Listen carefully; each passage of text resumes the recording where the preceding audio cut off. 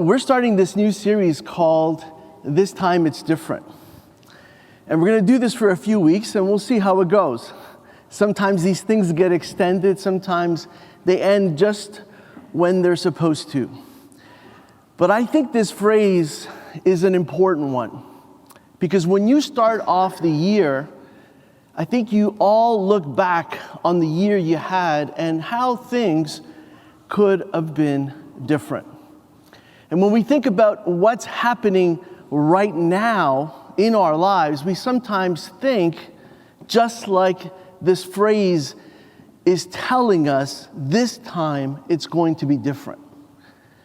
Maybe you're telling yourself these very words. And that comes for different reasons. I think one of the reasons is that we're all ready for change.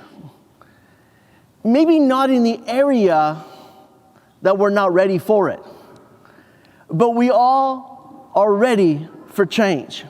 Sometimes change comes in the areas that we are not ready for, that we don't think this is the time to address it. But sometimes circumstances force you to address change in times and in seasons of your life that you are not ready to face. And that's one of the challenges that we all have. Another is we sometimes stop believing in our ability to change. We are creatures of habit, and we have formed habits over our lifetime.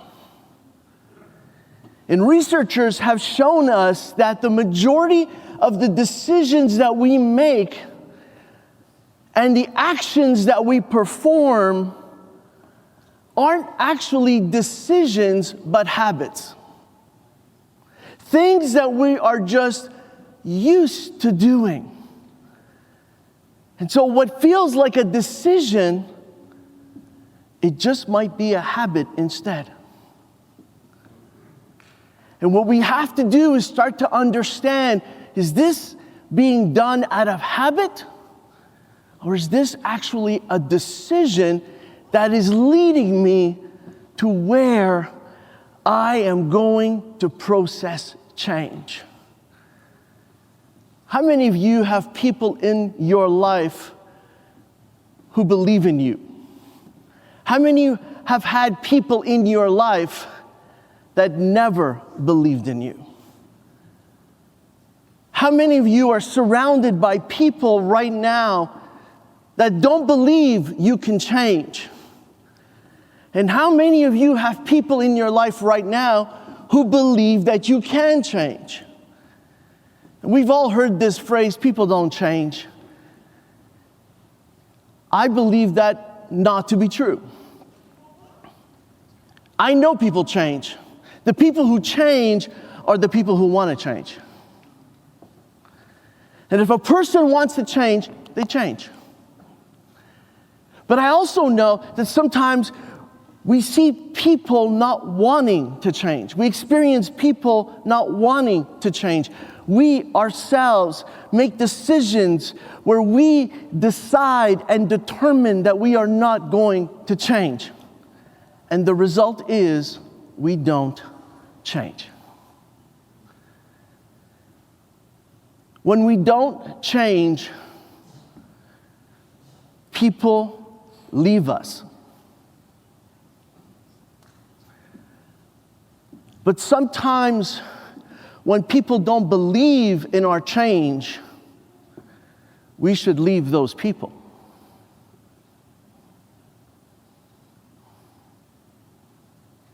And I need us to understand that sometimes a person not believing in your change is just as detrimental to your outcomes as you believing that you cannot change. That you will not change. And it's not because they don't want to sometimes. Maybe they've just run out of runway. They're tired. They're exhausted. They don't want this to be their problem anymore. They don't want this to be their fight. They don't want this to be their issue. They don't want to have to wait around for that to happen. They don't want to be the ones who have to keep dealing with the consequences. And when you have people like that in your life, you'll notice that you generally won't have them for very long. But we all go through seasons and transitions that bring about huge changes that also trigger change.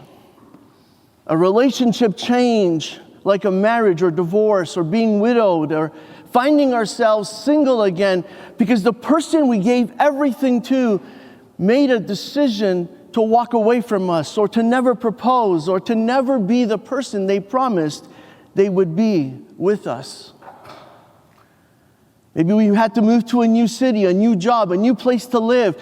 We started a family, and all of a sudden the dynamics of being two became three and then four, and who knows what that has brought with it.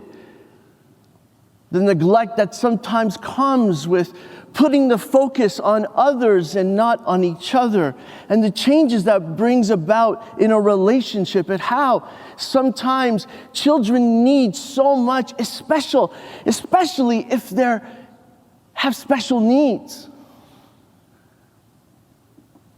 Sometimes that can be so hard on a relationship because of that. If you experience loss of a friend or a loved one, you know how this can turn your life upside down and all around. A global crisis, the challenges of natural disasters and things that are often the result of government decisions and how that trickles down to the ordinary citizen, how all those things can have an impact and bring about changes that we're unprepared for and sometimes not ready to face. Just getting older. Just facing retirement, being in retirement. I know that many of us have reasons to be the way we are today. But I want to look at a story in the scriptures that's going to help us do a few things. One of them, I hope, is give up our excuses. Not allow the reasons to be the reasons why we don't change. The second thing is for us to be able to see how important it is for us to maintain our motivation. Because if we don't maintain our motivation for ourselves, no one is going to maintain it for us. That isn't going to be something external that is going to rescue us. It has to be internal. And what God does is He provides the constructs through which we can continue to be internally motivated and maintain that motivation to move through whatever changes we are facing.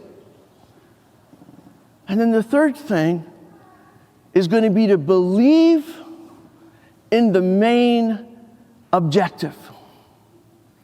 I believe that God needs to put in front of us an objective that is clear, that is concise, and that is constructive, not just for us, but also for the benefit of others.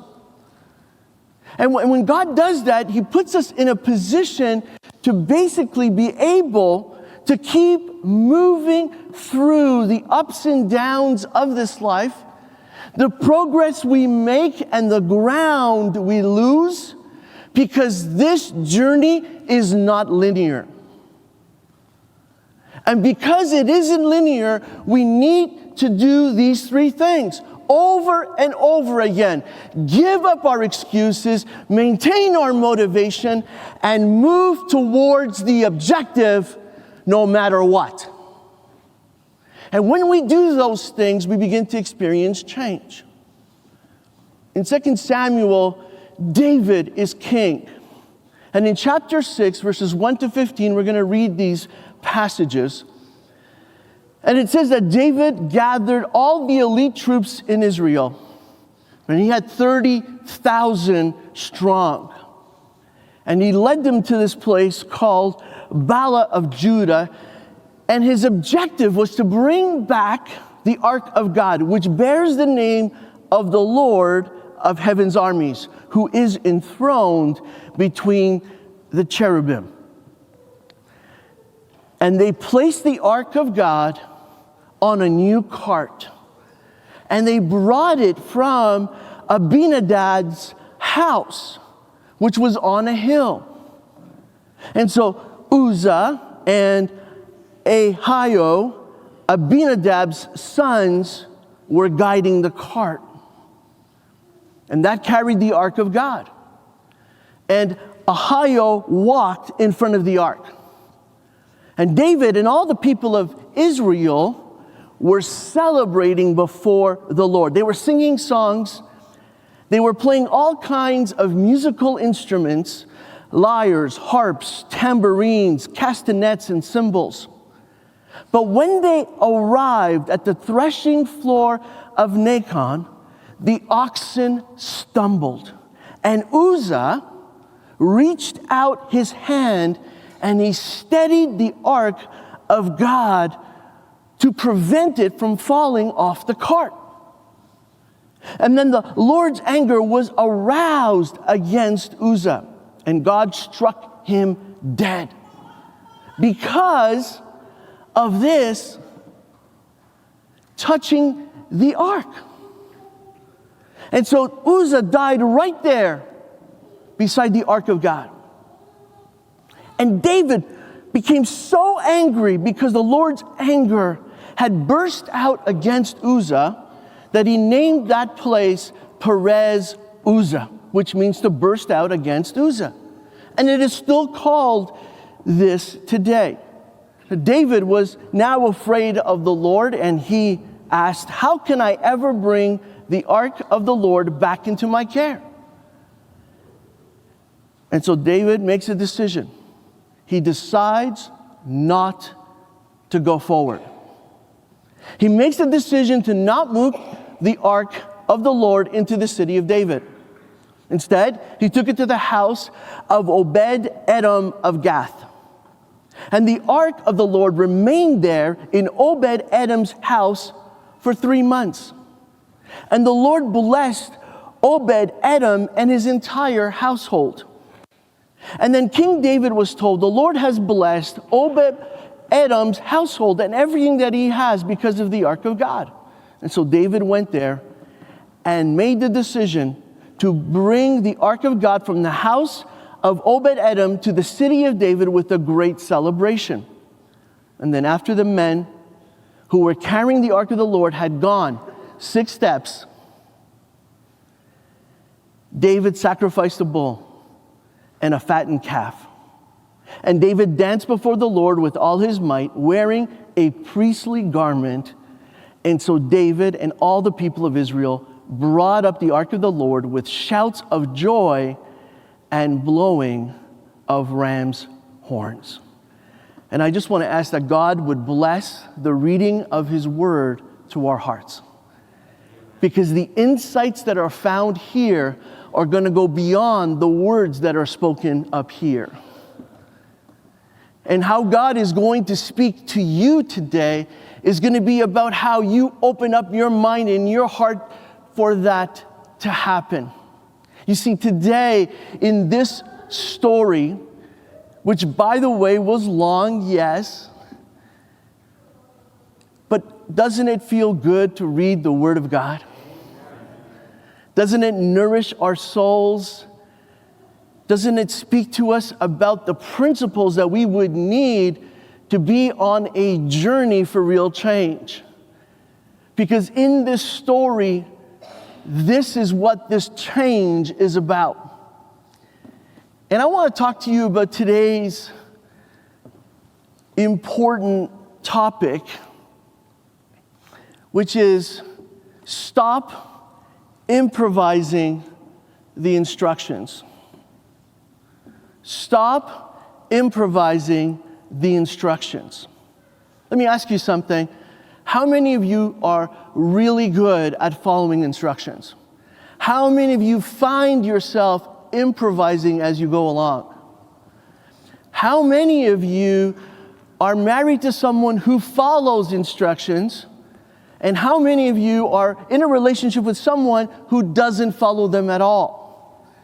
Don't you find that's hard to do life with someone who doesn't do that with you? Even when you have a friend, a close friend, or just even if those are your parents or those are your kids, and you just wish they would just listen and follow the instructions. Sometimes we're so simple in delivering them, so clear and concise in making sure that they can do it, and they still mess it up. Anybody else frustrated in their life right now? Imagine how God feels with all of us. Because I think what's happening in our spiritual journeys is that we are constantly improvising on God's instructions. I think we do it all the time. I don't even think we realize we're doing it anymore. I think the moment that something doesn't work and doesn't fit, we don't go to God's principles anymore. We just do what's right according to our purpose. We don't try to live according to what God has spoken. We try to live with what is our situation. And our situation just keeps telling us that it's okay to improvise because, well, obviously we can't just do nothing. But what if God has already given us instructions? I think one of the things that all of us struggle doing is seeing these key things that are actually found in this passage. I'm just going to list them because we won't have time to expound them all, but I want to put them there in front of you so that you can see that this is what the journey to real change looks like when we look at these 15 verses, and out of these 15 verses, there are 8 things that shout back at us. And these 8 things are, you have to start with reflection. See, David had victory after victory, but in his time of reflection, he noticed that something was missing. And something had been missing for 20 years. And that was the Ark of the Covenant. He realized that he could have continued as he already was, having success. And we read that he had the people's love and favor. The other nations feared him and revered him. He had gathered an elite army of 30,000 warriors that no one dared to go against. And yet in his time of success, he was still reflecting, God, what is it that you need me to do? It wasn't when things weren't working, it's when things were. And so reflection isn't just for when things are not working, it's for when we're having success. The second thing is that you have to examine what you value. And what we see in this story is that David valued God and his presence. And he knew that the Ark of the Covenant was a representation of that. But it wasn't in Jerusalem. It wasn't in the temple. It was in someone's house named Abinadab. And it was being cared by his family.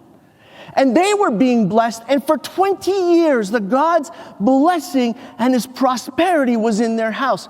But it wasn't on Israel the way that David knew it could be. And so he examined what he valued. And he valued the presence of God. And the third thing that he did is that, well, he revisited and he rewrote his goals. That even in the story, you'll see that when things went wrong and some thing went desperately wrong when Uzzah died. He took the ark and he put it in somebody else's house. But you know what David did? He went back to the goal that he had in the first place, which was to bring the Ark of the Covenant back to Jerusalem. He didn't let that stay that way, even though 3 months went by. How many of you have maybe languished longer than just 3 months? You got derailed, you got off track, you found yourself in a place that you'd never thought you'd be in, and it's just like David. You sometimes experience death, experience bad things, you get angry with God, and you get angry with His rules, and you turn away from Him, but then you calm down. You reflect. You revisit. And you rewrite. And then you say, you know what?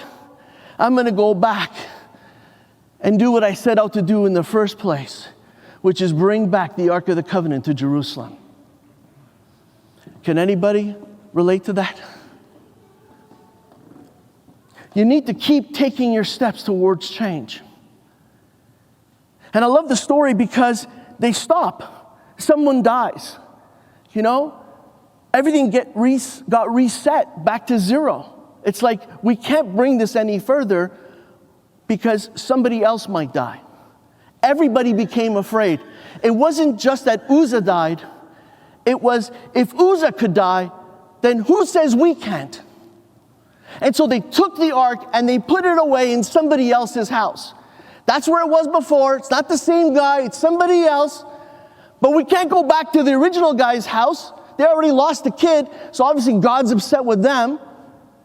So we can't go back there. We're going to have to stop and leave things here for the way they are. And then only when David hears that for 3 months God is blessing this household, that he starts to think, oh, maybe what we should do is continue to take steps towards the change that we need for everyone's benefit.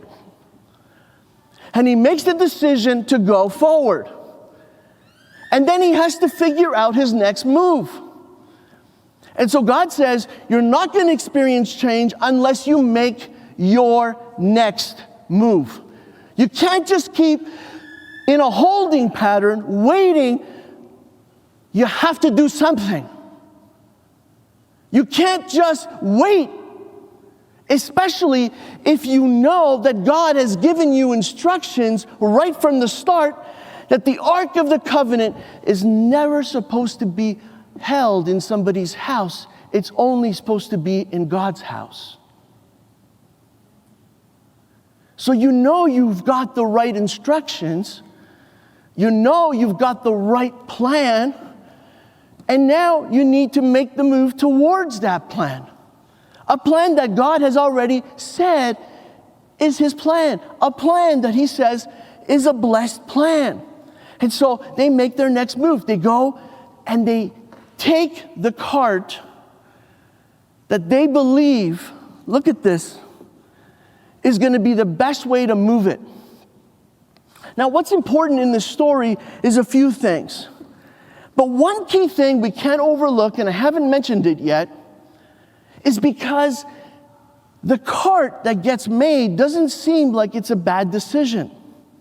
See, the cart seems like it makes sense because when we read in the scriptures, this guy lived on a hill,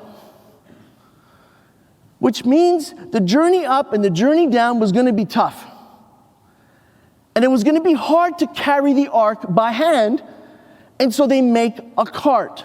The problem is, God gave very clear instructions that the ark was never to be carried by anyone other than the Levites and by hand. And so David decides he is going to improvise on the instructions. And his improvisation on the instructions is he's going to make a cart. And he makes a beautiful cart. The best cart in the land. It's a cart that everybody, when they see it, said, I love this cart. It is a beautiful cart. This is the best cart any of us have ever seen. Thank God David built a cart. Now, the only thing we got to do is watch these big oxen pull the burden. None of us have to carry it. The cart is everything. I love the cart. And I don't know about you, but I love innovation. I love it. I love it when someone comes up with a better way of doing something. And that's exactly what happens in the story. Why are we going to put sticks through this sucker? It's so heavy. Why are we going to carry this thing by hand? We have a cart. The cart is the better way.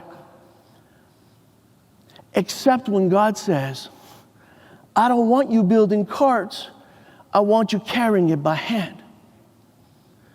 You see, you improvise on the instructions, well, someone's going to get hurt. Someone's going to die.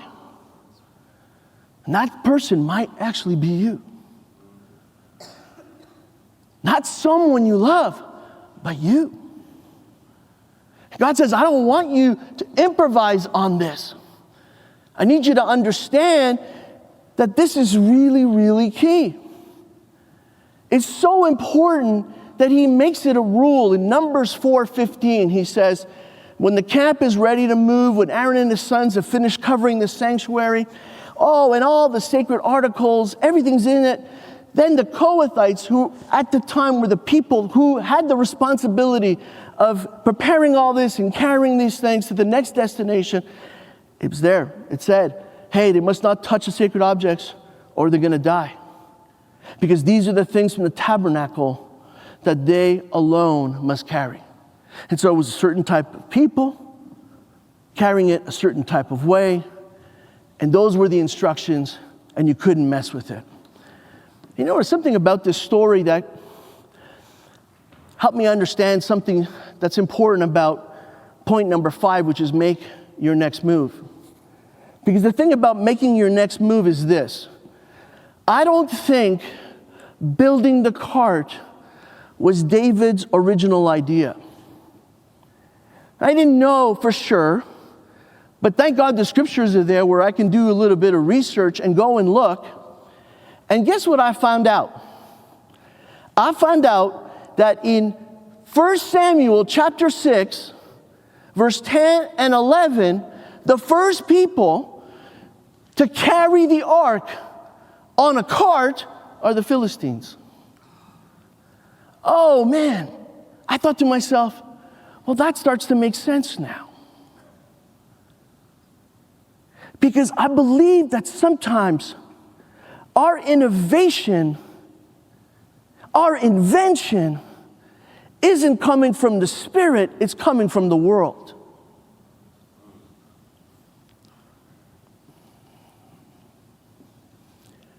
And our invention and our innovation is about how we want to change the instructions. That God is saying, for others, they may do it, but you never can. And I was thinking to myself, well, how come nobody dies when the Philistines do it? But the only person who dies is when someone who belongs to God dies. I thought, that's not right, that's not fair, that doesn't make any sense. And I got angry and I named that place in my bedroom. My anger against God and His instructions. I had to make sense of it. Doesn't it bother you when you see people in this world do evil things and they prosper? And then you are trying so hard to do the right thing and you keep suffering consequences. And you say to yourself, but they do it. They get away with it. Why can't I do it? This seems to work everywhere else in the city, in our province, in the country, in the world. Why are my instructions different? And the answer is because you are a people set apart. You are a people called out. Because you don't belong to this world, you belong to God. And the instructions He has for you are not the instructions that He has for everybody else. Everybody else can ignore those instructions, live by those instructions that they come up with, do whatever they want, but at the end of the day, that isn't you. You follow God's instructions and experience God's blessing as a result. The Philistines are not a blessed people, never have been, never will be. They kept experiencing loss after loss. It didn't matter what they took, they had to give it back one day. You see, when God gives you His presence, He promises to never take it back. His presence is with you because you have made the decision to be His son and His daughter. And not to live by the instructions of this world, but to live by the instructions of God. And so, look at what happens in 1 Samuel 6, 10, and 11. These instructions were carried out. 2 cows were hitched. It's not oxen, it's cows. A little different. And their newborn calves were shut up in a pen. And then the ark of the Lord and the chest containing, look at this, they filled it with gold rats and gold tumors to represent 5 gold rats and 5 gold tumors to represent the troubles that they had been visited upon, that had been visited upon them, that they had lived as a people. And so they made gold tumors because the people had experienced tumors.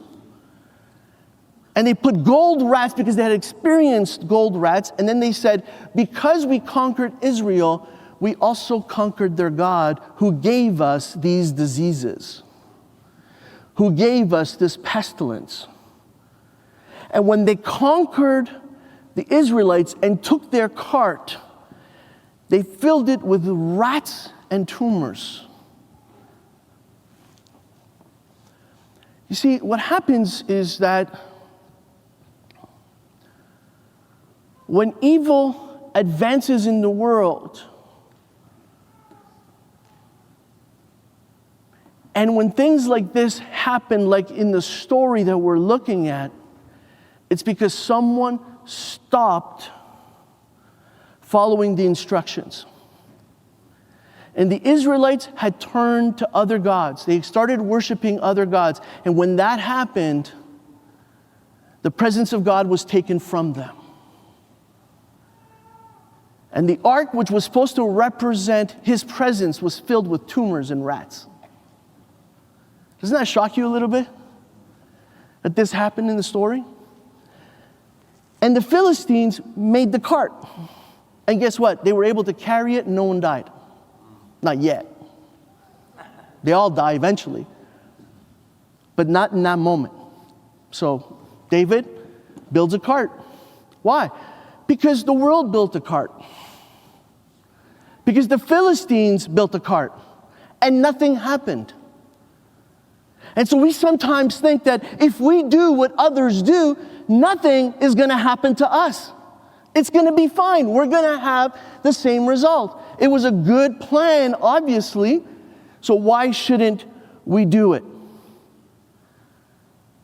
Well, something happens in David's life, and it's number 6 in the story. And he gets a mentor. There's someone who keeps coming to David and keeps telling him that not only is it the right thing to get the ark, but it's the right thing to go and get it again. That 3 months have passed and that he doesn't need to be afraid, that that house is being blessed. And David is finally open to hearing this counsel, and he's finally open to receiving it. And so when we don't have the right voices in our lives, we don't know how to make our next move. We need someone who can speak to us the instructions of God and remind us the purposes of God and tell us the importance of obeying God.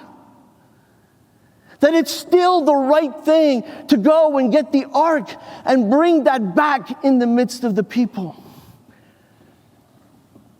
And the Bible tells us that when David goes and he gets this ark, he doesn't get it alone.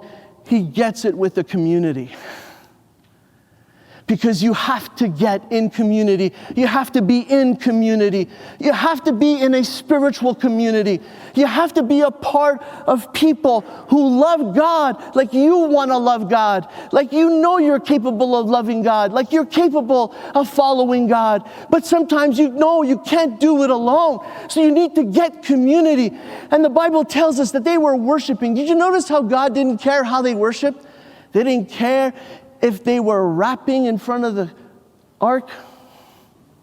Didn't care if it was country vibes. Didn't care if it was pop or rock.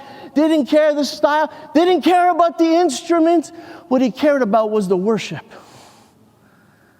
What he cared about was who they were worshiping and why they were worshiping. That's what he cared about. Where he gets stuck on the wrong things. God didn't give instructions for that. You want to have freedom? Be free to worship in any style you want. Doesn't matter to God, just as long as you worship. What matters to God is that you follow his instructions. And if he had told you what style to do it in, well, I think we would all be doing it in that style. But he doesn't tell us about that. He just tells us how to transport the ark, the presence of God. And he says there isn't anyone, even the peoples whose job it is to carry it, even they can't touch it because that's how holy God is. So no one ever can touch the presence of God because no one is ever able to be righteous enough to do it until Jesus comes. And then when Jesus comes, the Bible says that he always knew when someone touched him. And when someone reached out and touched him, power would actually flow from him to the person and heal them in their need. I need you to see that there was a time when we couldn't, but then God changed that through Jesus, and now everyone could. You can. And the eighth thing is that you got to keep working towards the change. Now, why is this important? Well, because just to be on the safe side, David says, take 6 steps when you carry the ark, and then stop, and I'm going to offer a sacrifice, just in case. And so there was something about David now that made him alert to the fact that he wanted to be sure that the next steps they took were going to be the right ones. And the only way that you know they're the right ones is if you keep walking towards the change. Walk towards the change that you want to be. Walk towards the change that you want to see. Walk towards the change that you know God is calling you to be and to experience. And the change that the world needs. Keep walking towards that change. And what David does is that he walks towards that change with all of the people. And then he makes another decision. And he takes his garments and he exchanges them for a priestly garment. David in that moment decides that he's not just going to be king, but he's going to be the priest, and he's going to lead the ark and its return. And you think, why are you improvising, David? Didn't we just learn from this? But God didn't give any instructions about him not being able to do this. And so David was able to do it. And the only person who got upset with him was his wife, which we kind of have to expect. Because when Michal sees David dancing in front of the ark as it's making its way back into Jerusalem, she's furious. What kind of behavior is this? Where are your clothes? Where are the clothes I laid out for you this morning? We were matching and everything, and you went out, took everything off, and danced like a fool in front of the entire nation. How could you possibly do such a thing? But David was only concerned about one thing in that moment, and that was pleasing God. That's it. And he was finally in a place where he understood change happens in the presence of God. When you follow his instructions, and then you can worship him in those instructions, knowing that the result is going to always bring about the blessing of God. God cares about our intentions, but he also cares about our actions. And we have to stop improvising on his instructions.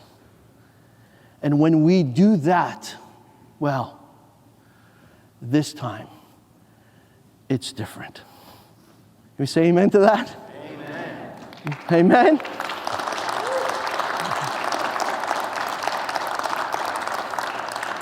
This time, it's different. I'm not going to improvise on his instructions. This time, it's different. This time, I'm going to do it the way God says to do it. And where he gives me freedom, I am going to take that freedom. And I am going to dance before God. I'm going to worship before God. I'm going to be free before God. And I'm going to know, and everyone around me is going to know that when you obey God, that isn't being trapped. That's what freedom actually looks like.